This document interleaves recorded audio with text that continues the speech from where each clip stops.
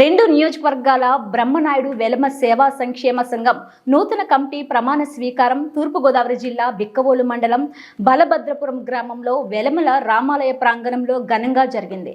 ఈ కార్యక్రమానికి ముఖ్య అతిథులుగా రెండు నియోజకవర్గాల శాసనసభ్యులు నల్లమిల్లి రామకృష్ణారెడ్డి, వేగుళ్ల జోగేశ్వరరావు పాల్గొన్నారు. ప్రమాణ స్వీకారం అనంతరం ఇద్దరు శాసనసభ్యులను వెలమ కమిటీ సన్మానించింది. సంఘం అధ్యక్షులుగా కర్రి శ్రీనివాసరావు, కార్యదర్శిగా కొల్లి శ్రీనివాసరావు, కోశాధికారిగా సుబ్బారపు సూరిబాబు మరికొంతమందిని కార్యవర్గ సభ్యులుగా నియమించారు.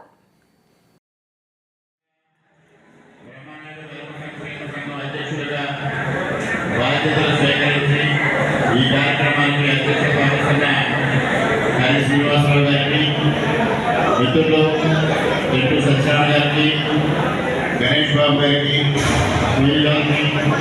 అదేవిధంగా గోదావరి జనసేన కోఆర్డినేటర్ రావాడ రావు గారికి, మరి ఈరోజు నూతన కార్యక్రమంలో పదవి బాధ్యతలు స్వీకరించిన సర్పంచ్ గారికి, వేదిక పైన ఉన్న ధర్మ సంక్షేమ సంఘం పెద్దలకి, వేదిక ముందున్న ధర్మ సంక్షేమ సంఘం సభ్యులకి, మీడియా మిత్రులకి అందరికీ పేరు పేరున నా హృదయపూర్వక నమస్కారం.